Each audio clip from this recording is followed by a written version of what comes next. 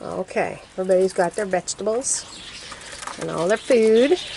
And I've done a lot of box cleaning and chick checking. And these guys are looking good. This little baby, this is Izod and Matilda's baby. He's yellow based, clearly. And he looks like, if you look at his tail right there, it looks like probably a dark green. He's a healthy little guy. He's got good size. And he's a cheerful little fella. He said, I'm very cheerful. He's not too scared. And there he goes. And what's the most thrilling about his foster brother here is that wing development. It looks very normal to me. Those wings really look normal. I see a tail. See the two center pin feathers? They look kind of black, so I think this is going to be a normal chick as opposed to a spangle. Not 100% sure, but we'll see. He's going to nibble on me. But his feathers are growing in normally. This chick has totally normalized. So whatever it is that's going on with Cloudy, it is not genetic. It's dietary. She's not metabolizing calcium for her chicks or something like that. And I believe that the reason she doesn't fly is because she probably had rickets as a chick. So that might have something to do with it too. And we'll check in with her other chick over here. There's Haverty and Lacey. And these two little guys are good. They got their bands on. This little one is looking a lot. Now again, these two chicks are the same age, but see those wings? He's not as developed as his foster brother here, but he's getting close. And when I left, I was worried that his wings were too underdeveloped, and I'm looking at him now and thinking he looks pretty normal. He's not caught. These two chicks are the same age, so he's not caught up yet. But developmentally, I think he's normalized. I think those wings are going to end up being functional. So while we're looking at Cloudy's babies, let's look at the ones she still has in her nest. She's mad at me because not only did I take them out and band them, but I cleaned out the nest because they had a bunch of poo stuck to their toes and such.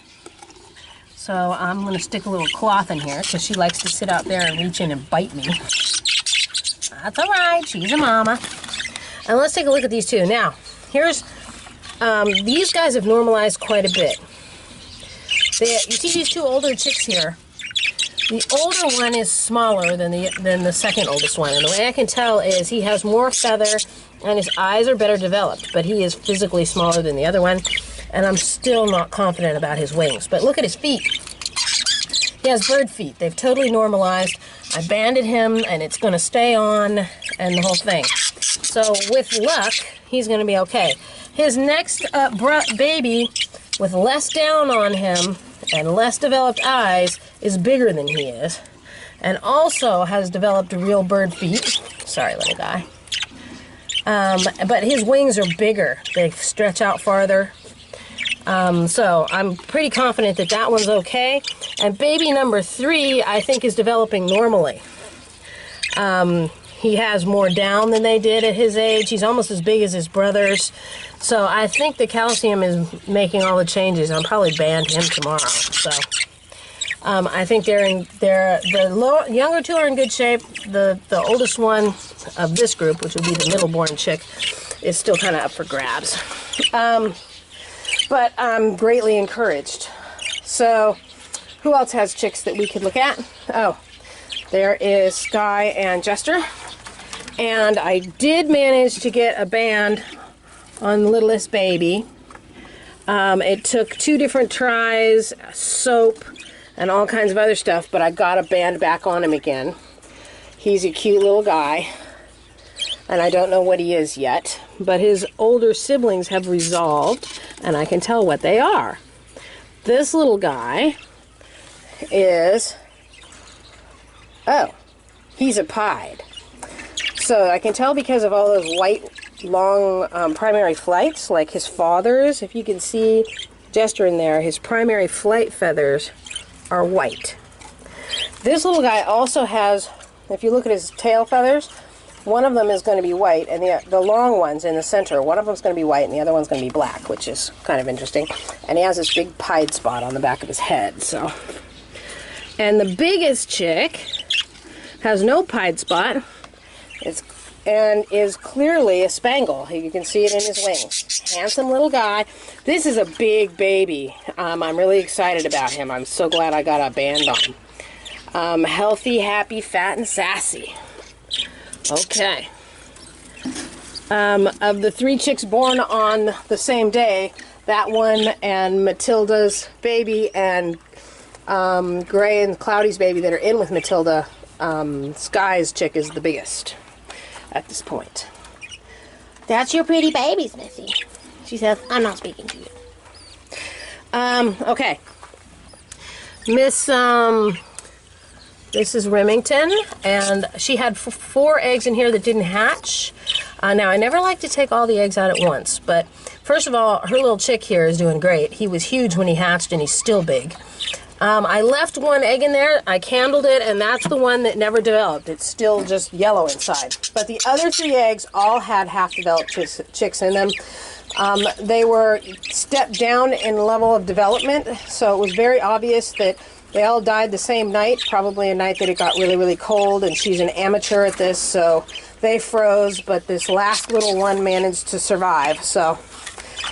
so they'll have to get bred again, because if you only give me 1 chick, I don't call it a done deal. You have to get bred again. But they'll get through this one and do a respite in the big flight for a month and probably get bred again in high summer, depending on how that goes. Here is Sprite and his Fluffy. I am so thrilled about these guys' babies. They are doing beautifully. They were a little small. The 4th one, you see the 4th one is laying face up because he was just getting fed. His little belly's full, and they all look good. I banded, I think, the biggest one. The biggest one and the second one. So that's kind of, they're too small to tell what they are, but they are doing fantastic. She's a wonderful mother. And this gal, let me get the pen. I'm not going to... I've already messed with her enough today. Her oldest chick kept his band on, and I banded her second one. She has 5 babies in here. I am not going to take her 5th baby because it is absolutely thriving. But the interesting thing is of her 2 older chicks, one of them is white. Do you see that? He looks white instead of brown like his brother. So that could be, would it be strange? If she is split to dilute, like Daddy, then that could be a dilute chick. If not, it could be an albino, if he's split to albino. Or it could be with the really white down like that, it could be an opaline, but it's not just the down that has no color. The whole chick doesn't have much color. So there is a little, his eyes are not pink, so I think he's probably not an albino. But there's something up with him. He's something. He's either an opaline or a dilute or something I wasn't expecting. I love surprises like that, so we have a surprise baby chick. So I think we covered everybody. Everybody's looking good. And I just can't say enough about breeding birds in the springtime because it's so much easier on the birds and they have so much more success. And I am finding out about, you know, the capacity for hens to take care of chicks. I've had hens that failed at 3 and had to have 1 removed in order to do it. And now I have... let's see, this is Laurel, who is raising 5 very, very successfully, and Fluffy, who's raising 4 very, very successfully. At the same time, first timer, when Breezy was a first timer, I had to take her youngest chick because she missed it and was only feeding the 2 bigger ones. Sky here, this is the first time she's raised chicks. I was about to have to take the smallest one, but then I had to euthanize an older chick because it had badly splayed. It was already far gone. So she was able to raise it when I took the pressure off. And I suspect that Cloudy here would have done better if she hadn't gone sick. So yeah, it's very individual to the hen as to how many chicks she can raise successfully. And I have a feeling that after the first time they'll do better than they do the first time. Like, for instance, I'll bet next time I breed Sky that she'll have some experience. She won't miss the youngest chick. She'll keep track of it and feed it, and not allow the big ones to distract her. So experience does have something to do with this.